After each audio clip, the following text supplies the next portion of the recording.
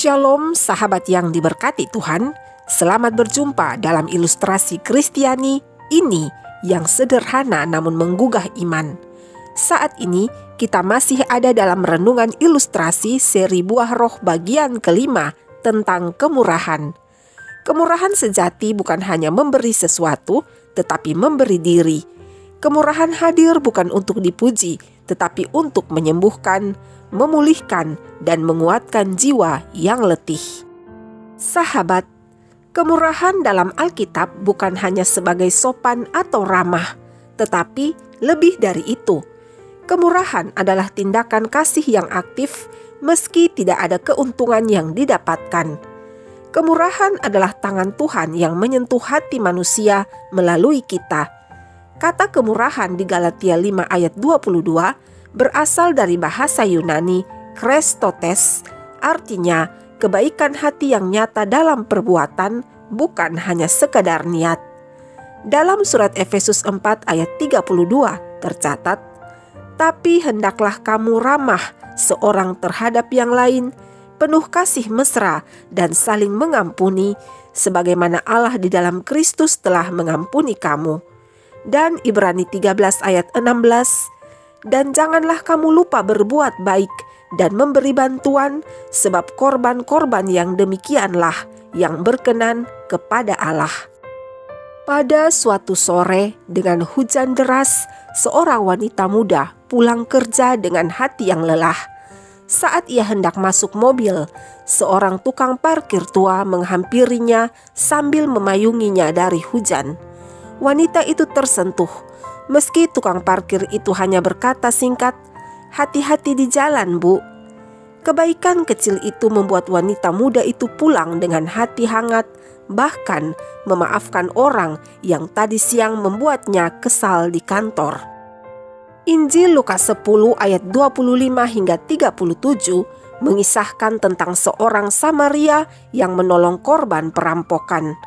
Meski korban itu adalah orang Yahudi yang secara budaya memusuhi orang Samaria.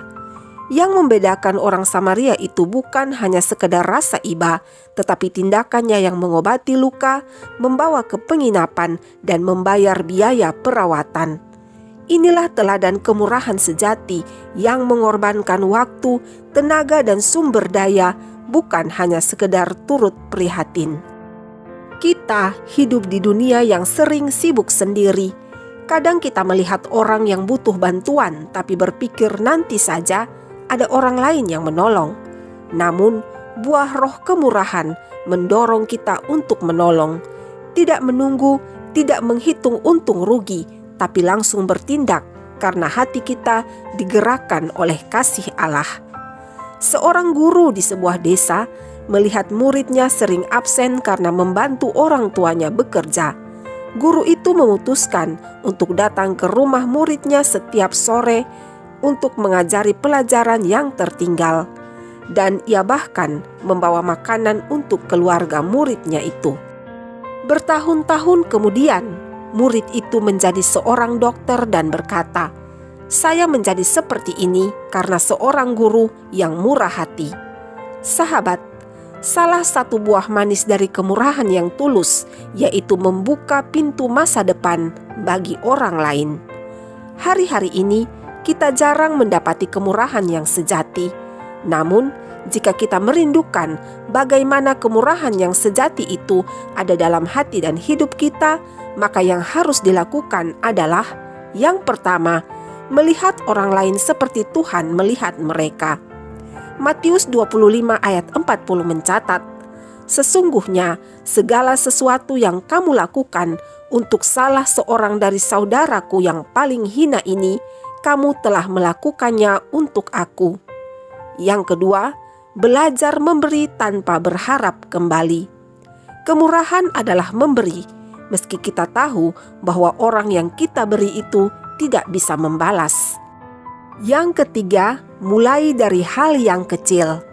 Senyuman, ucapan terima kasih, atau tindakan sederhana seperti memegang pintu untuk orang lain adalah hal-hal sederhana yang berdampak besar. Dan yang keempat, membiasakan diri mendengarkan hati orang lain. Kemurahan bukan hanya memberi uang atau harta benda, tetapi memberi perhatian dan telinga untuk mendengar. Sahabat, mungkin kita berpikir bahwa kemurahan hanya menguntungkan penerimanya saja, padahal yang sebenarnya kemurahan juga membentuk hati pemberinya menjadi lebih lembut, rendah hati, dan penuh rasa syukur. Kemurahan adalah saluran kasih Allah yang mengalir dua arah, yaitu menguatkan si penerima dan menguduskan hati si pemberi. Kemurahan tidak harus menunggu momen besar, tetapi bisa dimulai dari hal-hal yang kecil, karena setiap kemurahan yang dilakukan dengan hati yang tulus akan bergaung kekal di sorga. Sahabat, mari berdoa. Bapa kami yang di sorga, terima kasih karena Engkau begitu murah hati bagi kami.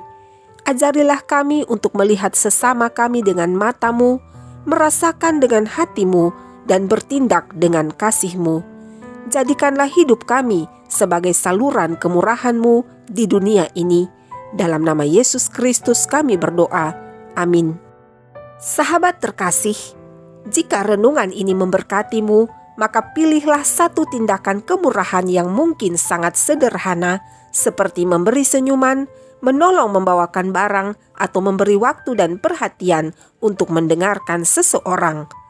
Jadilah saluran kemurahan Tuhan dengan membagikan video ini, karena bukan tidak mungkin satu klik bagikan dari kamu bisa membuat seseorang yang murung untuk kembali tersenyum dan seseorang yang lelah kembali merasa lega.